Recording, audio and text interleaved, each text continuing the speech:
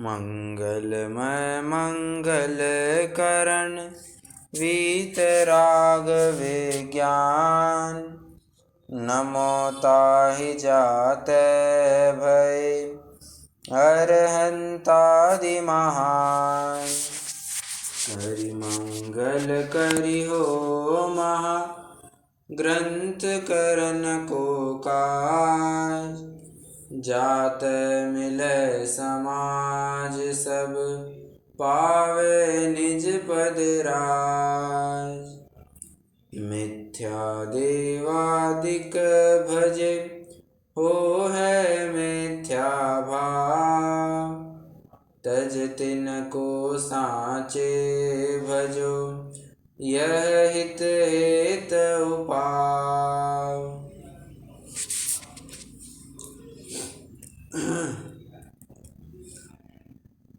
ग्रंथाधिराज मोक्षमार्ग प्रकाशक की चर्चा हमारी यहाँ से चल रही है। चर्चा का विषय छठवां अधिकार। छठवें अधिकार में 3 हिस्से किए गए हैं। एक कुदेव का निरूपण और उसका निषेध, कुगुरु का निरूपण और उसका निषेध, और कुधर्म का निरूपण उसका निषेध। ऐसे 3 हिस्सों में यह अधिकार विभाजित है, जिसमें से प्रथम हिस्से की हम चर्चा पूर्ण कर चुके हैं। द्वितीय जो हिस्सा है उसकी चर्चा लगभग आधी पूर्ण होकर के अब आप यूँ कह सकते हैं कि समापन की तरफ है। कुछ शिथिलाचार पोषक युक्तियाँ जो आप आजकल लोक में देखेंगे वे आपको यहाँ पर चर्चा करने को मिलेगी। आप थोड़ा सा गंभीरता से ये ज़रूर विचार कीजिएगा कि ये जो तर्क यहाँ पर रखे गए हैं, जो पंडित साहब ने शंकाकार के मुख में तर्क रखे हैं, 250-300 साल पहले भी वे ही तर्क थे। और इत्तेफाक की बात यह है कि आज भी नया कोई तर्क उपस्थित नहीं किया जाता है, वे ही के वे तर्क यहाँ पर रखे जाते हैं।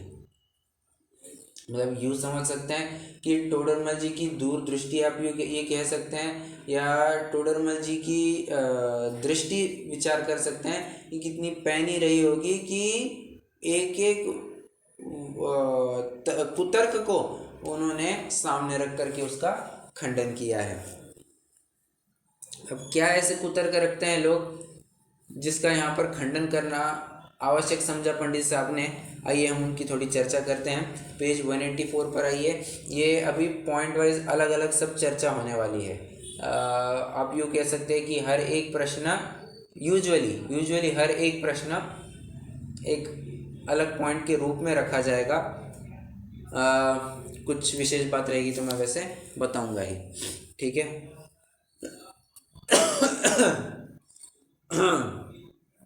अब वो एक प्रश्न पूछ रहा है, एक प्रश्न कह करके उसमें 2 सब क्वेश्चन पूछ रहा है, ठीक है। पहला पॉइंट है कि गुरु बिना तो निगुरा कहलाएंगे, बात 1, और इस समय गुरु दिखते नहीं, बात 2। क्या 2 बिंदु लेकर के वो आ रहा है? वो कह रहा है कि इस समय में गुरु दिखते नहीं, और अगर गुरु को ना माने तो निगुरा कहलाएंगे, ठीक है। ये 2 प्रश्न उसके हैं। पंडित साहब उसको क्या उत्तर देते हैं जरा देखिए। जो उसका प्रश्न था ना कि निगुरा कहलाएंगे, आचार्य कल पंडित टोडरमल जी कहते हैं निगुरा तो उसको कहते हैं जो गुरु की सत्ता को ही ना माने, कि गुरु नाम की भी कोई ऐसी चीज होती है उसको निगुरा कहते हैं। जैसे नास्तिक किसे कहते हैं? मुझे बताइए, नास्तिक किसे कहते हैं? जो भगवान को ना माने, भगवान की सत्ता को ही स्वीकार ना करे, नास्तिक तो उसको कहते हैं।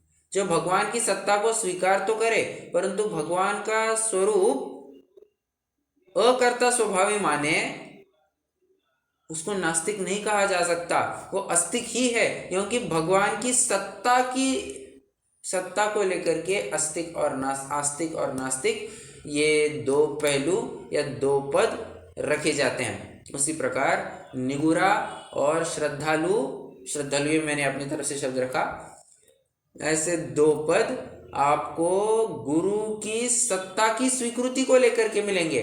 अगर कोई गुरु की सत्ता मानता ही नहीं है कोई गुरु की सत्ता को यदि मानता ही नहीं है तो फिर वो निगुरा कहलाएगा। तू तो गुरु को मानता है परंतु विपरीत गुरु को मानता है, निगुरा तो नहीं कहलाएगा। बात एक। और दूसरी बात, इस समय दिखते नहीं है। सो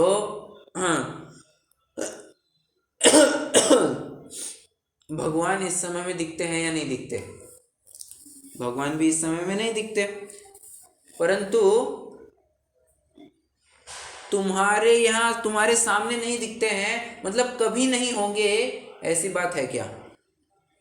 फिर से ये आपको थोड़ा बहुत लगेगा कि चार्वाक मत के खंडन के तर्क यहाँ पर रखे जा रहे हैं, वैसे आप समझ सकते हैं, बट प्रकरण तो यहाँ पर अभी कुगुरु का चल रहा है। क्या कह रहे हैं पंडित साहब? पंडित साहब कह रहे हैं तुझे अभी भगवान दिखते हैं क्या? नहीं, भगवान नहीं दिखते। पर भगवान है या नहीं है? सब है भगवान। ये कैसे कहा तूने? जिस प्रकार तू ये तर्क लेकर के कहता है कि भगवान अभी तो नहीं है बट भगवान होते हैं, उसी प्रकार सच्चे गुरु अभी नहीं है बट होते तो हैं, ऐसा तू मान। और अब अगला तर्क, क्योंकि मुझसे नहीं रहा जा रहा है, वो अगला तर्क रखना ही पड़ रहा है। सामने वाला कह रहा है कि जैन शास्त्रों में फिर केवली का तो अभाव कहा है, मुनि का तो अभाव कहा ही नहीं है। आप तर्क गलत दे रहे हैं। आपने उदाहरण दिया केवली का, सिद्धांत घटित कर रहे हैं मुनि पर। जो उदाहरण आपने दिया है वो उदाहरण से दोष सिद्ध हुआ। क्यों? क्योंकि उसमें केवलियों का तो सद्भाव बताया ही नहीं है, पर मुनियों का सद्भाव, मुनियों का भी अभाव होगा, ये कहाँ बात आई है? पंडित साहब कहते हैं, किसने कहा तुमको कि इस क्षेत्र में होने से ही सद्भाव होगा? देखो, हाँ, मुझे बताइए, ये ड्रैगन फ्रूट, ठीक है, ये ड्रैगन फ्रूट प्रायः कहाँ उगता है? अरे देश। चलो, कीवी ये कौन से देश में उगता है प्रायः? क्या? Right, perfect. न्यूजीलैंड में कीवी ये फल प्रायः उगता है। अब हमारे सामने कीवी नाम का फल पेड़ कोई दिखाई ही नहीं देता, तो कीवी नाम की वस्तु होती है या नहीं होती है? अरे तुम्हारे यहाँ पर हुई मतलब ही तुमने उसको स्वीकार किया, ऐसा थोड़ी ना होता है। दूसरे के यहाँ पर भी उसकी सत्ता पाई जाती है, तो हम उस बात को ध्यान में रखते हुए कहते हैं कि हाँ, कीवी नाम का भी फल होता है। उसी प्रकार केवली के तो बात बराबर तुम मान जाते हो, गुरु में भी वैसी बात लगा लेना। इस द्रव्य क्षेत्र काल भाव में नहीं सही, किसी अन्य क्षेत्र काल में, किसी अन्य क्षेत्र, चलो काल की भी नहीं, क्योंकि तुम तो पंच आनी तो चाहिए सबको। आवाज आ रही है सबको?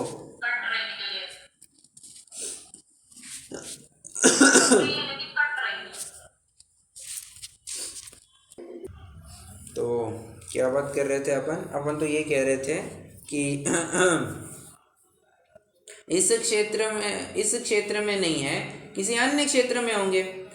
पंडित साहब एक और उदाहरण देते हैं कि पंचम काल में तो हंस का भी सद्भाव बताया गया है, परंतु हंस तो सामने दिखते हैं नहीं, ठीक है, हाँ। और किसी बदक बकोटे को भी तो हंस माना नहीं जा सकता है, सामने हंस नहीं दिखता है, इसलिए बदक बकोटे को तो हंस नहीं माना जा सकता है, ठीक है। ये बात पक्की है, ये बात खरी है।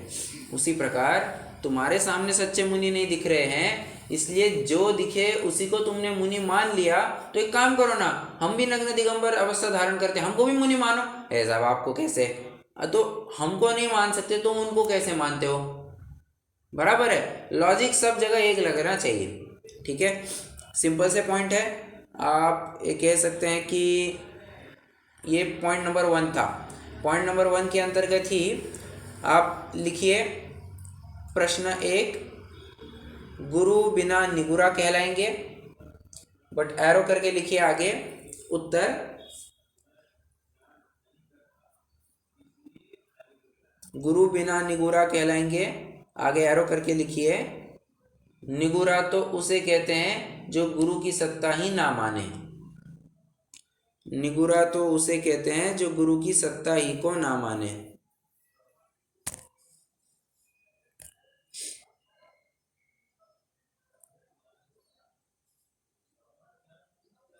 और दूसरा पॉइंट लिखिए उसी में। ये पॉइंट नंबर 1 के अंदर ही सब पॉइंट चल रहे हैं। दूसरा सब पॉइंट देखिए, इस समय मुनि दिखते नहीं, इस समय गुरु दिखते नहीं।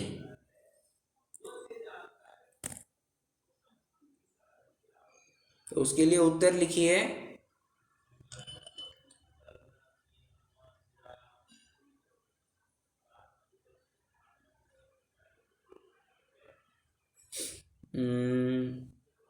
इसमें उत्तर लिखिए आप कि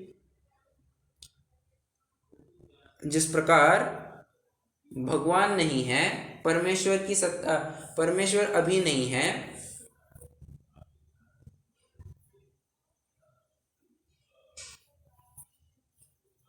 एक मिनट रुकिए, तथा वैसे गुरु इस समय दिखते नहीं हैं।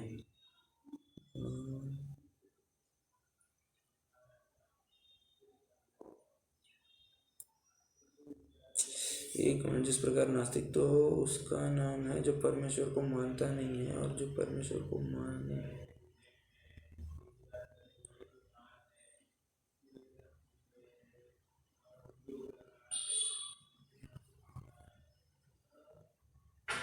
इस समय दिखते नहीं हैं।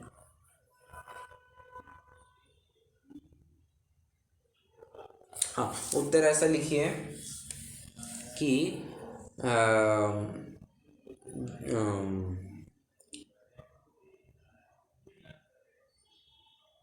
इस समय नहीं दिखते, इसलिए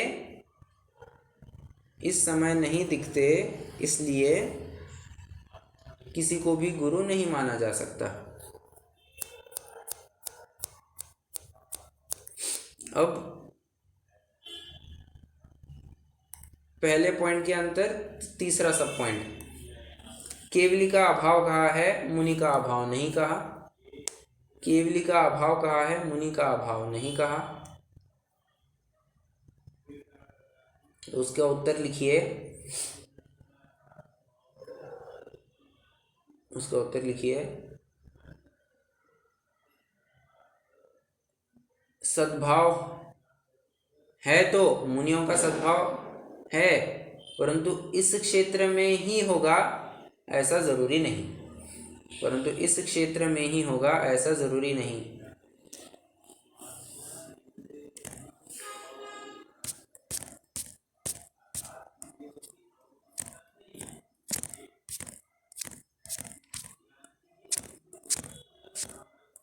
ठीक है, उदाहरण लिखिए। उदाहरण हंस, इतना लिख करके छोड़ दीजिए। पूरा उदाहरण लिखने की जरूरत नहीं है। उदाहरण हंस इतना लिख करके छोड़ देंगे तो आपको बराबर ख्याल में आएगा कि पंचम काल में भी हंस का सद्भाव माना गया है। कैसे? अरे चंद्रगुप्त के स्वप्न आते हैं नहीं आते कि कागन के समूह करी हंस मारी जाए। ठीक है, मतलब कौओं का समूह मिलकर के हंस को मार रहा है, ऐसे पंचम काल की अवस्था होगी तो हंस की बात आती है। परंतु यहीं पर होगा, इसी क्षेत्र में होगा, ये किसने कहा? और भले आदमी, भरत क्षेत्र बहुत बड़ा है।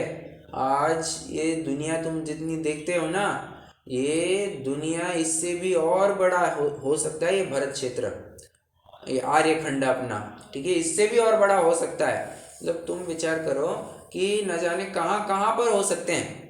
हम नहीं कह सकते कि एक विशिष्ट स्थान पर होंगे तो ही हम मुनि मानेंगे, ऐसा नहीं। पंचम काल में सद्भाव है, बिल्कुल है। होंगे किसी दूर अगम्य क्षेत्र में, तुम्हारे सामने तो नहीं है, इतनी बात है। ठीक है, चलो ये पहला पॉइंट अपना कंप्लीट हुआ। अब दूसरे पॉइंट की तरफ आते हैं। अब वो कह रहा है नहीं साहब, आप बिना कारण ही इल्ज़ाम लगाए जा रहे हैं। हम तो इतना तक सुनते हैं कि जिसने हमको एक भी अक्षर सिखाया हो, हमें तो उसके प्रति कृतज्ञ रहना चाहिए, हमें उसको गुरु मानना चाहिए। किसी से एक भी अक्षर अगर सीखने को मिला हो। अपने राजचंद्र जी भी कहते हैं, अगर कोई तुमको पानी पिलाए तो उस उपकार का क्या कहना चाहिए, उसको हिंदी में क्या कहते हैं, उसका रीपेमेंट, मराठी का वर्ड याद आ रहा है मुझे, परतफेड़, हाँ ग्रेटिट्यूड नहीं, इंग्लिश में उसको रीपेमेंट कहते हैं। तो कोई अगर तुमको पानी पिलाए तो उसका रीपेमेंट तुमने भोजन खिला करके करना चाहिए। ये इतनी बड़ी बात है। तो कोई अगर तुमको एक अक्षर भी सिखाए तो उसको ज़िंदगी भर याद रखना चाहिए, ऐसी बात है। तो उसको तो गुरु कहा जाता है। पंडित साहब कहते हैं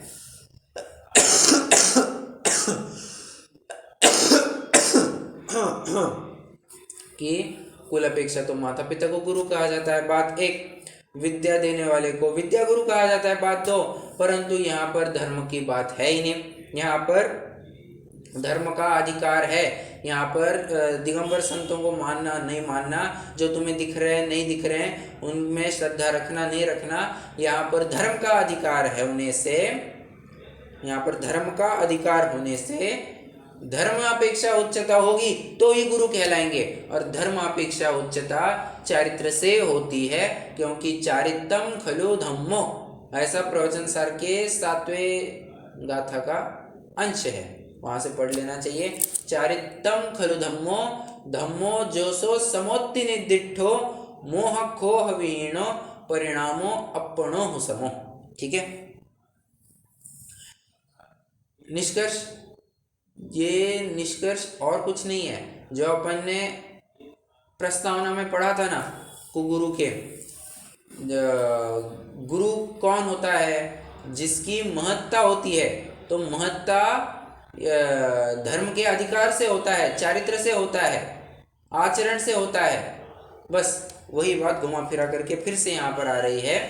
और पंडित साहब कह रहे हैं कि तुम्हें श्रद्धान रखना है तो धर्म अपेक्षा उच्चता हो तो ही तुम उनमें श्रद्धान रख सकते हो। ठीक है।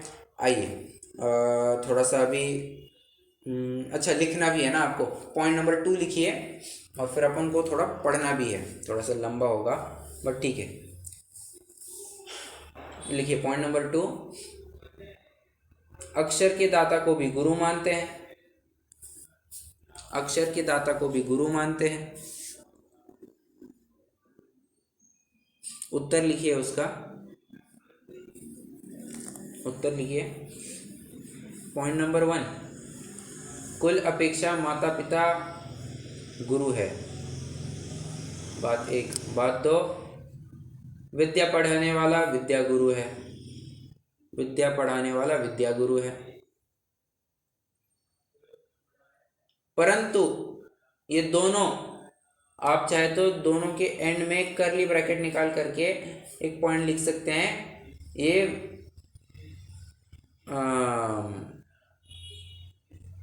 लोक अपेक्षा, लोक व्यवहार अपेक्षा, लोक व्यवहार अपेक्षा। ठीक है। आगे कंटिन्यू कीजिए। कंटिन्यू मतलब जो आपने लिखा था ना, कुल अपेक्षा माता पिता फिर विद्या पढ़ाने वाला, उसके नीचे कंटिन्यू कीजिए। धर्म का अधिकार जहाँ होता है, धर्म का अधिकार जहाँ होता है वहाँ वहाँ चारित्र से महती होती है। वहाँ चारित्र से महती होती है।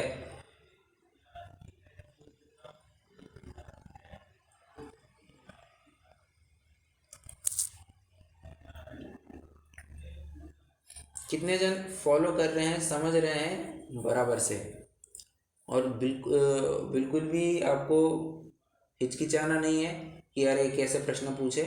आप बेझिझक प्रश्न पूछ सकते हैं। समझ में आ रहा है सबको?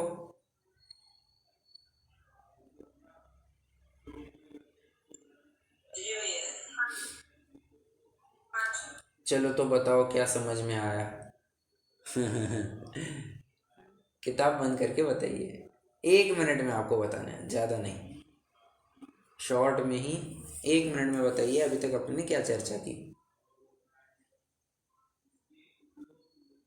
आज ना आवाज़ पर मेरी थोड़ा सा रेस्ट्रिक्शन है, तो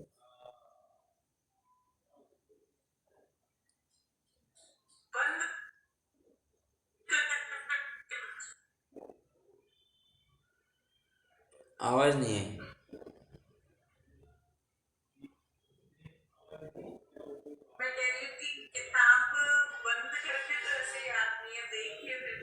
चलो ठीक है, वैसे बताइए, वैसे बताइए, दिक्कत नहीं।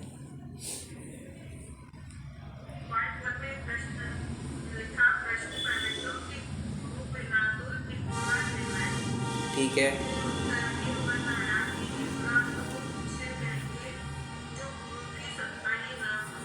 बराबर।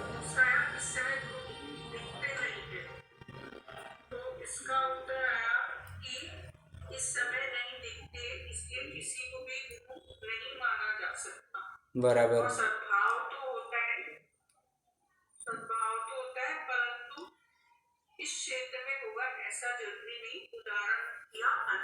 बराबर।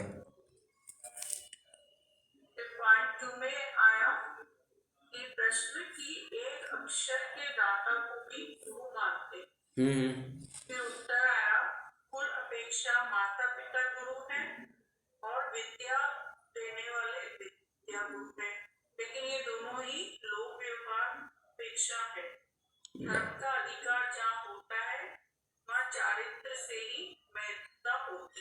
परफेक्ट, परफेक्ट, बहुत अच्छा। जहाँ पर धर्म का अधिकार होता है, धर्म का अधिकार मतलब ये देव शास्त्र गुरु का अनुष्ठान या देव शास्त्र गुरु की बातें जहाँ पर अपन कर रहे हैं, तो वहाँ पर तो जहाँ पर चारित्र दिखेगा वहीं पर नमस्कार होगा, क्योंकि असंजदम न वंदे वत्थ विहीनो वितोण वंदिज दौण्य होंति समाणा एगो विण संजदो होदी। ये बात साफ साफ अष्टपौर में लिखी गई है आचार्य कुंद कुंद द्वारा, कि जो असंयमी है, असंयमियों को वंदना नहीं होती है। वंदना, वंदामी, नमस्कार, नमामि नहीं होता है, बिल्कुल नहीं होता है। वंदना,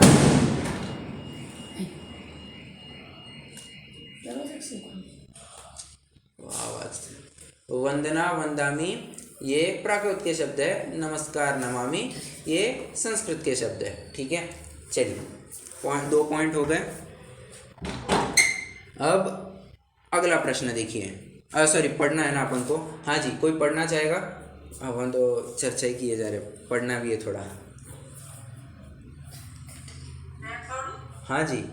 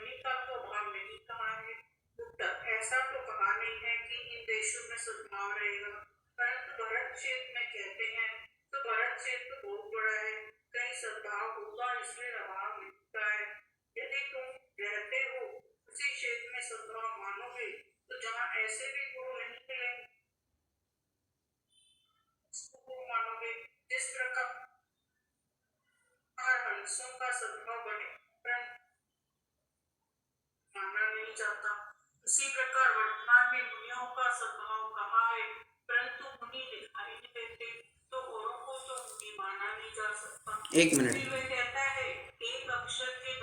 ये जो यहाँ बात लिखी है ना कि भरत क्षेत्र तो बहुत बड़ा है, वास्तव में ऐसी बात है।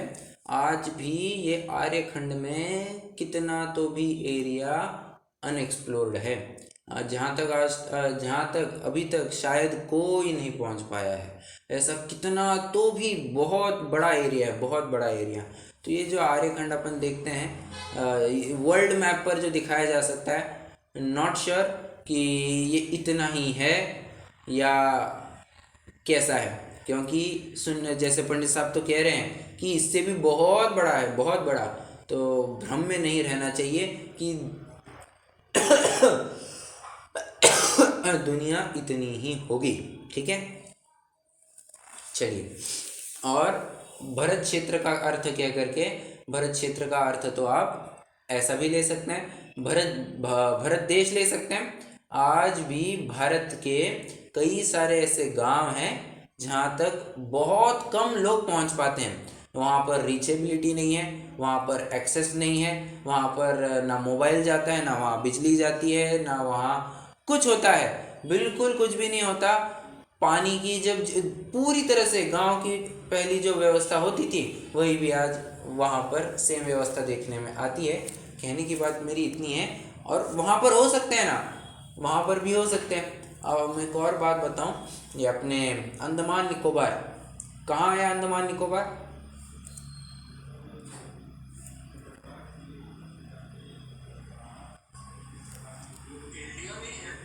अरे हाँ, इंडिया में है, बट कहाँ पर है? हाँ, करेक्ट, आइलैंड्स है। तो in the bay of Bengal, Bengal की खाड़ी में ये टापू है, दो टापू ही कहेंगे, आइलैंड। तो आइलैंड, बराबर, तो ये आइलैंड है। आज भी आप वहाँ पर देखेंगे जो वहाँ की मूल प्रजाति है, नोमैडिक ट्राइब्स, वे आज भी आप देखेंगे बहुत कम कपड़े पहने हुए मिलेंगे। मतलब एज गुड एज बस सामान्य कुछ लपेट करके जिससे शरीर ढक दिया जाए, बस उतना पहनते हैं, उसके अलावा और कुछ नहीं पहनते। और वहाँ पर पुरुष भी वैसे ही रहते हैं, महिलाएं भी वे हाँ, कुछ कुछ एरिया जो कुछ भी नहीं पहनते, बिल्कुल भी नहीं पहनते। और हो सकता है वहाँ पर ऐसी परंपरा आज भी अक्षुण्ण रूप से बनी हुई हो।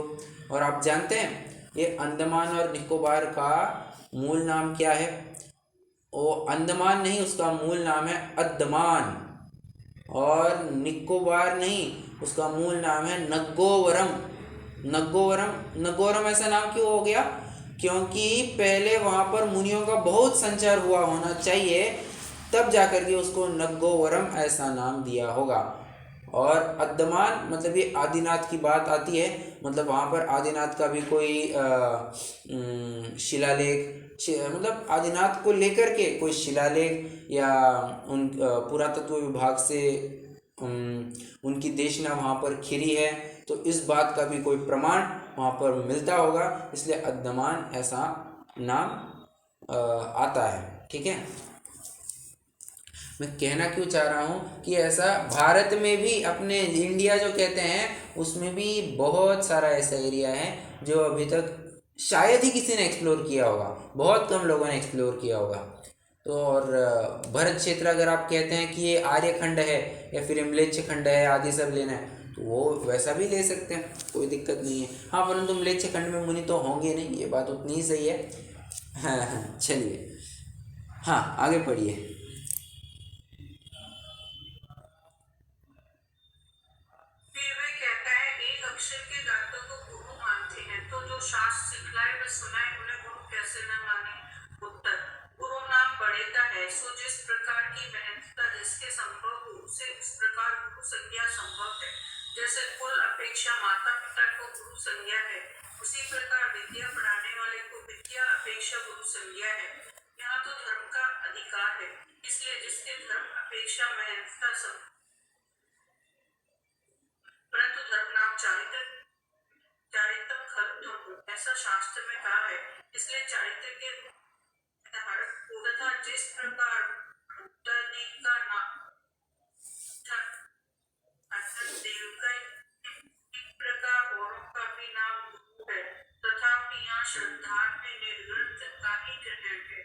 जैन धर्म में अनंत देव निर्ग्रंथ ऐसा प्रसिद्ध वचन।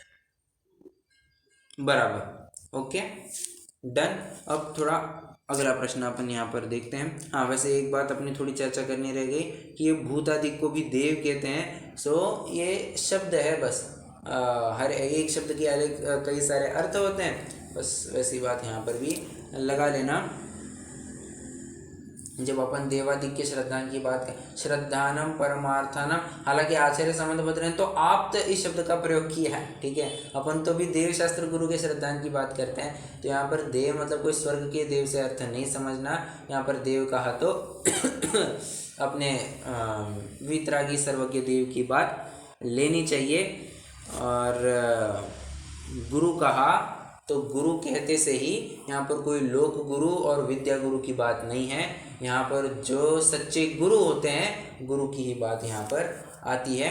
जो नग्न दिगंबर अवस्थाओं को प्राप्त होते हैं, 28 मूल गुणों को पालन करते हैं, बराबर से वे ही निर्ग्रंथ कहलाते हैं, वे ही गुरु कहलाते हैं। चलिए अगला तीसरा पॉइंट अब देखना है। वो कहता है, प्रश्न पूछ रहा है कि निर्ग्रंथ के अलावा कोई और गुरु क्यों नहीं हो सकते, या आप कारण बतलाओ। निर्ग्रंथ के अलावा और कोई गुरु नहीं हो सकते, इसका कारण बतलाओ। पंडित साहब कहते हैं कि निर्ग्रंथ अवस्था ही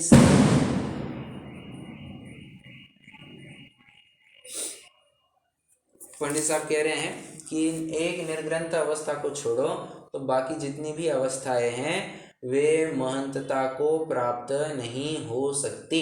निर्ग्रंथ अवस्था ही महंतता को प्राप्त हो सकती है।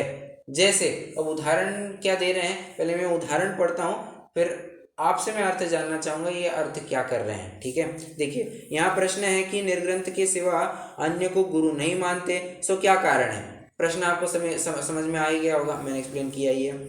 उत्तर, निर्ग्रंथ के सिवा अन्य जीव सर्व प्रकार से महंतता धारण नहीं करते। जैसे लोभी शास्त्र व्याख्यान करे, वहाँ वह इसे शास्त्र सुनाने से महंत हुआ और यह उसे धन वस्त्र आदि देने से महंत हुआ। यद्यपि बाह्य में शास्त्र सुनाने वाला महंत रहता है, तथापि अंतरंग में लोभी होता है, इसलिए सर्वथा महंतता नहीं हुई। अब यह उदाहरण और सिद्धांत क्या घटित करेंगे। उदाहरण आपके सामने पढ़ा गया है, सिद्धांत क्या घटित करेंगे।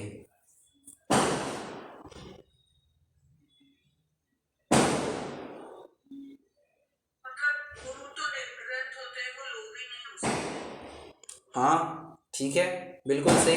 यहाँ पर बात ये कही जा रही है कि ये जो इसकी महंतता का कारण है ना, और देखो जिसने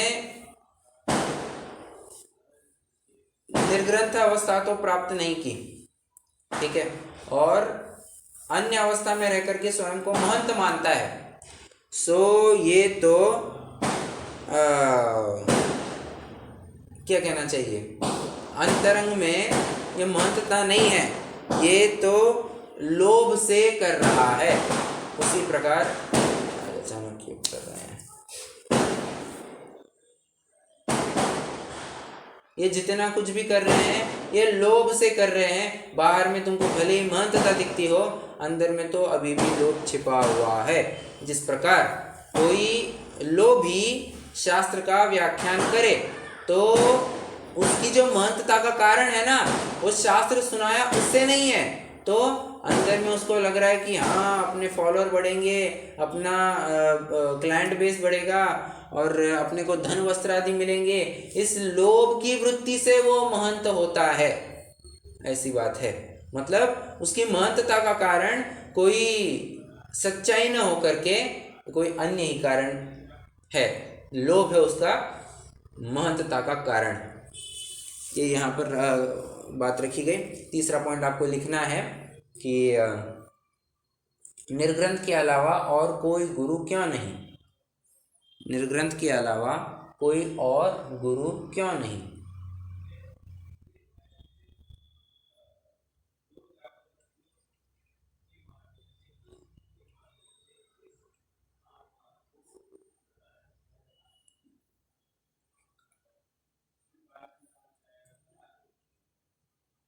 उत्तर लिखिए कि सर्व प्रकार से महंतता निर्ग्रंथता से ही होती है। सर्व प्रकार से महंतता निर्ग्रंथता से ही होती है।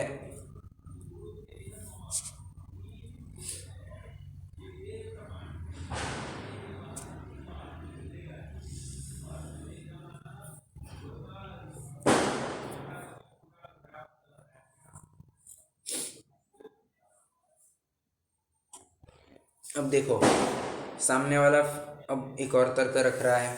वो कह रहा है अच्छा लोभ की बात कह रहे हो ना आप, तो आप बताओ जो आप दिगंबर संत कहते हो, आहार तो वे भी लेते देखे जाते हैं, वे भी आहार लेते देखे जाते हैं, लोभ तो उनको भी है। अच्छा तू ऐसी बात कर रहा है। एक बात सुनना, मुनिराज कभी भी दीनता रूप वचन नहीं कहते, दातार की शुश्रूषा नहीं करते, दातार की महिमा नहीं करते। नवदा भक्ति पूर्वक आहार मिले, सामने वाला भक्ति भाव से दे तो लेते हैं, स्वयं याचना करके तो आहार नहीं लेते। बताइए सिमिलर प्रकरण पहले कहाँ देखा अपन ने? सिमिलर प्रकरण पहले कहाँ देखा? सामने वाला दे, हाँ बराबर, पर 5वें अध्याय में भी कहाँ पर?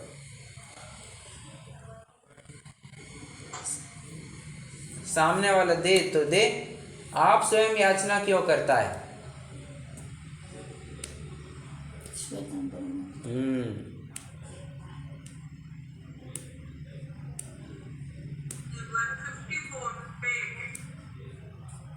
प्रकरण बताइए हैं। श्वेतांबर मत खंडन का प्रकरण चल रहा है। करेक्ट, अतिलोभ होने पर, करेक्ट, बहुत अच्छा, अतिलोभ होने पर याचना करता है। बस यही बात है यहाँ पर कि निर्ग्रंथ मुनिराज, हमारे दिगंबर मुनिराज, वे कभी भी याचना नहीं करते। और याचना नहीं करते मतलब दीनता रूप वचन नहीं कहते, दातार की प्रशंसा नहीं करते। होता है ना कई बार सामने वाले से काम निकालने के लिए, ये आपको बहुत गरीब लोग मिलते होंगे जो रास्ते पर आते हैं या घर के सामने आते हैं और कुछ ना कुछ मांगते हैं। अरे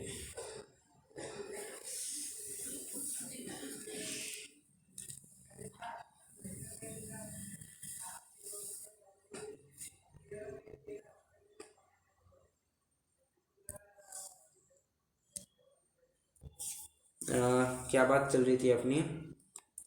दीनता रूप वचन नहीं कहते।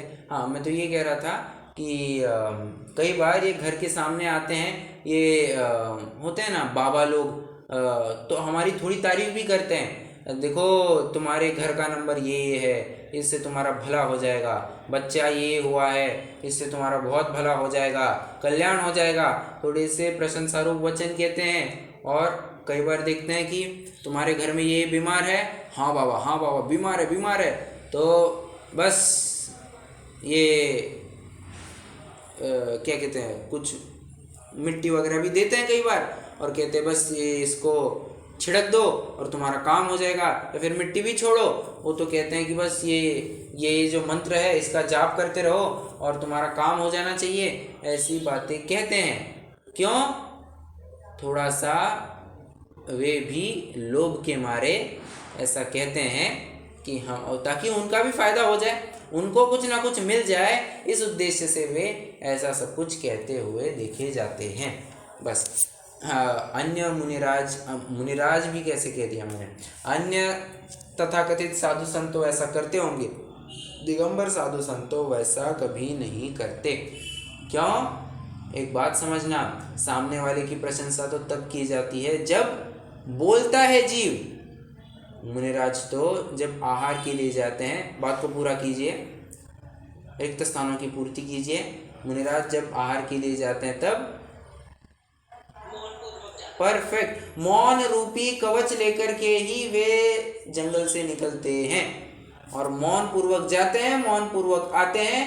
मुंह का प्रयोग मात्र और मात्र भोजन करने के लिए ही, आहार करने के लिए ही यूज करते हैं, उसके अलावा बिल्कुल भी काम नहीं लेते हुए। अपनी जुबान का काम बिल्कुल भी नहीं लेते, इतनी बात पक्की है। तो हाँ, आप ले सकते हैं, लिख सकते हैं पॉइंट नंबर 4, निर्ग्रंथ भी तो आहार लेते हैं। उत्तर लिखिए, निर्ग्रंथ भी तो आहार लेते हैं। उत्तर लिखिए, नवधा भक्ति पूर्वक मिले तो ही लेते हैं। उत्तर में पॉइंट नंबर 1, नवधा भक्ति पूर्वक मिले तो ही लेते हैं। और पॉइंट नंबर 2, दीनता रूप वचन नहीं कहते। दीनता रूप वचन नहीं कहते।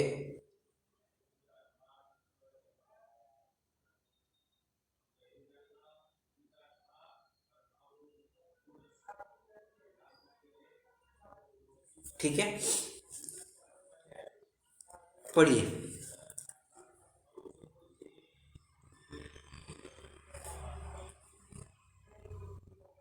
और एक बात, कोई कहे निर्ग्रंथ भी तो और एक बात ऐसी है ना कि पूज्यता तो निर्ग्रंथता से ही आती है।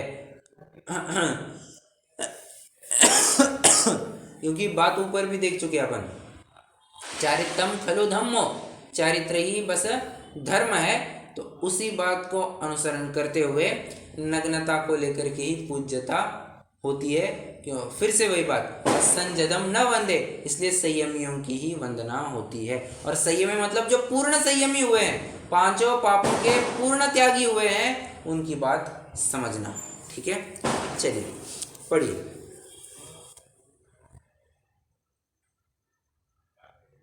यहाँ कोई कहे निर्ग्रंथ भी तो आहार लेते हैं। उत्तर, लोभी होकर दाता की शुश्रूषा करके दीनता से आहार नहीं लेते, इसलिए महंतता नहीं घटती। जो लोभी हो वही हीनता प्राप्त करता है। इसी प्रकार अन्य जीव जानना, इसलिए निर्ग्रंथ ही सर्व प्रकार में महंतता युक्त है। निर्ग्रंथ के सिवाय अन्य जीव सर्व प्रकार गुणवान नहीं है, इसलिए गुणों की अपेक्षा महंतता और दोषों की अपेक्षा हीनता भाषित होती है। तब निशंक स्तुति नहीं की जा सकती तथा निर्ग्रंथ के सिवाय एक मिनट, अन्य जीव जैसा धर्म अब इस पंक्ति का जरा अर्थ विचार करना। मुझे थोड़ा सा विपरीत लगा, इसलिए मैंने आपको रोका यहाँ पर। निर्ग्रंथ के सिवा अन्य जीव सर्व प्रकार गुणवान नहीं है, इसलिए गुणों की अपेक्षा महंतता और दोषों की अपेक्षा हीनता भाषित होती है। तब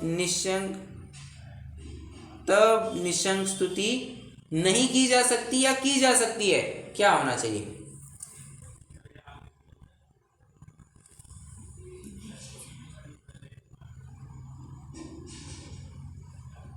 दोषों से हीन होंगे तो स्तुति कैसे करेंगे वो?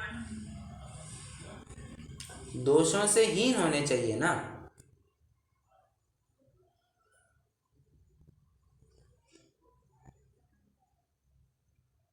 देखो देखो, मैं क्या इंटरप्रिटेशन कर रहा हूँ, ये थोड़ा समझिए।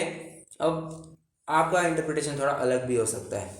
इसलिए गुणों की अपेक्षा महंतता मतलब जिसके गुण ज्यादा हो, और दोषों की अपेक्षा हीनता मतलब दोष जिसके कम हो, ऐसा। ये जब तक नहीं होता तब तक निशंक स्तुति की जा सकती है, ऐसा मेरा कहना है। मतलब वो नहीं, ये शब्द वहां पर नहीं होना चाहिए था। अब आप तुरंत उसको स्ट्राइक ऑफ मत कीजिए, उसको कट मत कीजिए, ठीक है। उसको बस ब्रैकेट में डाल करके रखिए, ब्रैकेट में डाल करके रखिए पेंसिल से। अपन थोड़ा कंफर्म भी करेंगे। मैं ये अर्थ समझता हूँ, इसलिए मैंने ऐसा यहाँ पर किया हुआ। मैंने भी ब्रैकेट में डाल करके रखा हुआ है अपने ग्रंथ में, ठीक है। आपको क्या लगता है, ये अर्थ मैंने जो किया वो ठीक है या कुछ और भी अर्थ बन सकता है? आपको पूरा अधिकार है दूसरा अर्थ भी कहने का।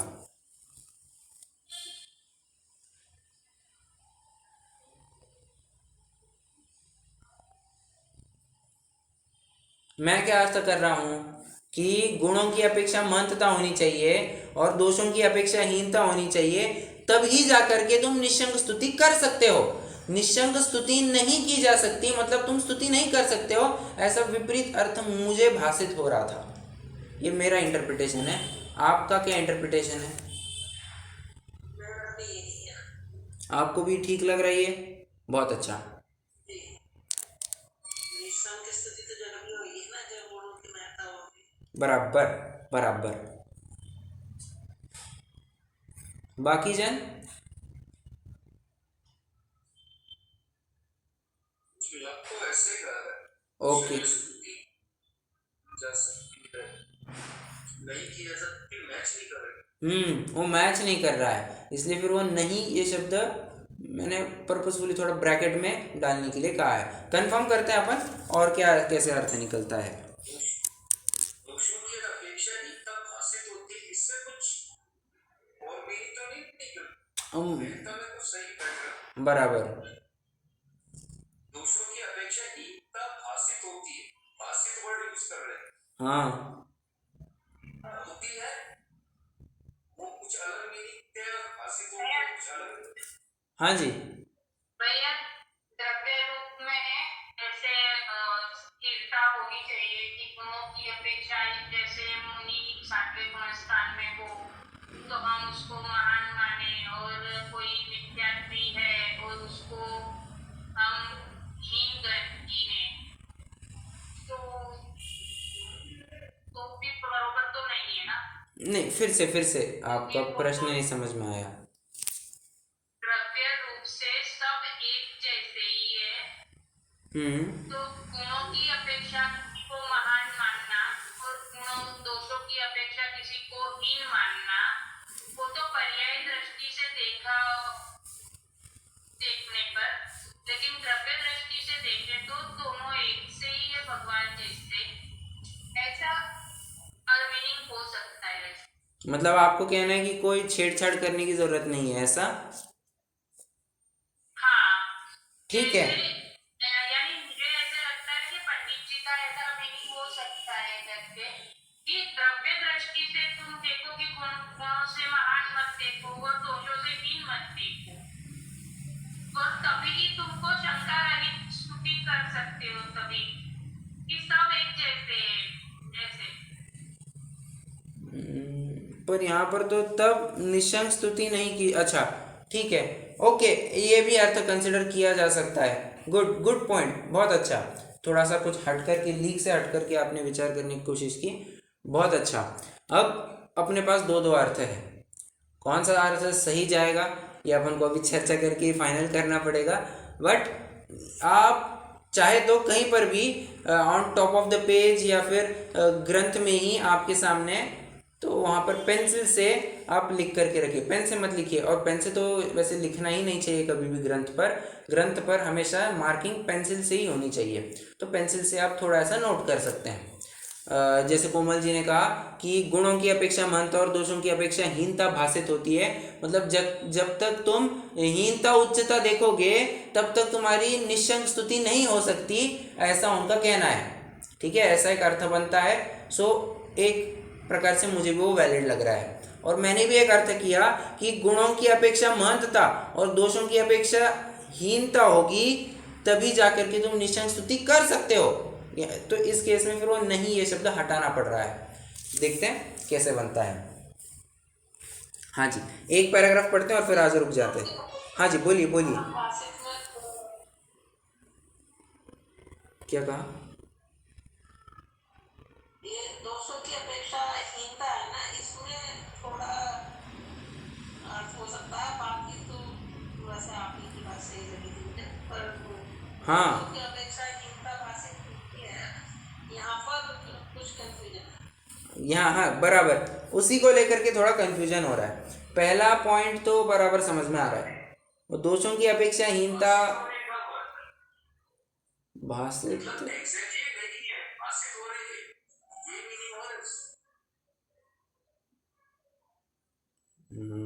यानी ये जैसे इसके आगे का पॉइंट है ना, निर्ग्रंथ के सिवा अन्य जीव सर्व प्रकार गुणवान नहीं है, उसको भी साथ में ये करना पड़ेगा ना। इसलिए गुणों की अपेक्षा महंतता और दोषों की अपेक्षा हीनता भाषित होती है।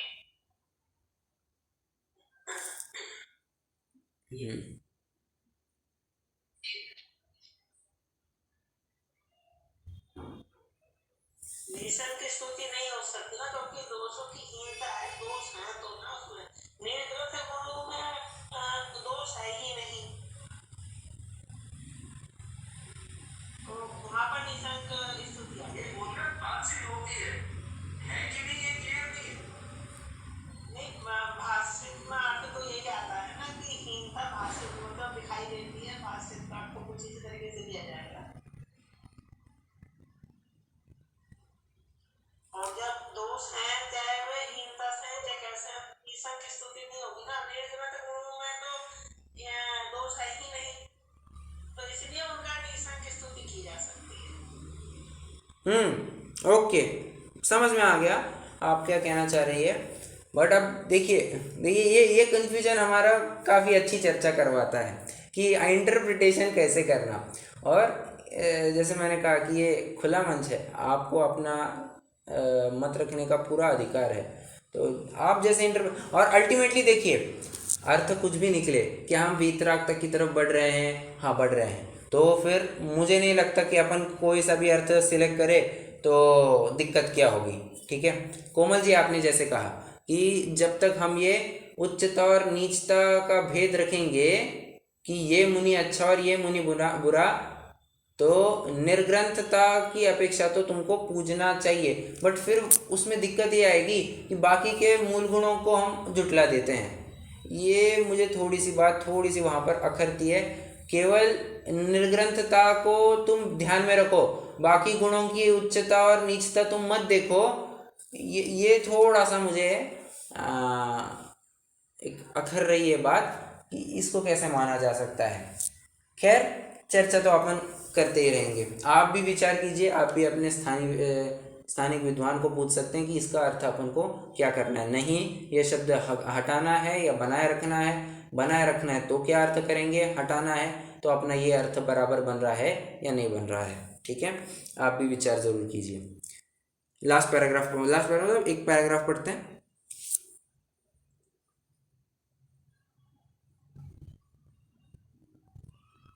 तथा निर्ग्रंथ के सिवाय अन्य जीव जैसा धर्म साधन करते हैं वैसा वे उससे अधिक धर्म साधन गृहस्थ भी कर सकते हैं।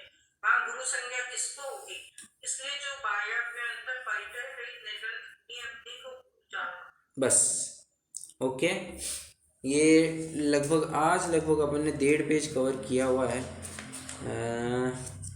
बचता है और 2 पेजेस का प्रकरण। प्रयास करेंगे कल 2 पेजेस का प्रकरण कंप्लीट करके परसों से फिर अपन कुधर्म का निरूपण ये करेंगे, वो भी फटाफट हो जाना चाहिए। मतलब लगभग एक 3 से 4 दिन का प्रकरण बचा हुआ है, 5 दिन का बहुत से बहुत, तो अपना छठवां अधिकार भी कवर हो जाएगा। छठवां अधिकार एक प्रकार से आप कह सकते हैं सबसे छोटा, और ज़्यादा दिमाग को स्ट्रेस देना ही नहीं है क्योंकि एकदम स्ट्रेट फॉरवर्ड और प्लेन वैनिला लैंग्वेज है। आप स्वयं देख सकते हैं कि ये भाषा स्वयं पढ़ करके भी आप समझ सकते हैं। वैसे 5वां अधिकार वैसा नहीं था, 5वें अधिकार में कॉम्प्लेक्सिटी बहुत इन्वॉल्व थी कि इसका अर्थ क्या करना, कैसे करना, तो थोड़ा सा क्लिष्ट जरूर था। छठवां अधिकार कुछ नहीं, एकदम प्लेन वैनिला है, फटाफट समझ में आ जाता है। आप खुद भी पढ़ ही रहे होंगे ऐसा मैं समझता हूँ, तो आपको भी फटाफट अर्थ समझ में आ ही रहा होगा। ठीक है चलिए रुकते हैं, जिनवाणी स्तुति करेंगे।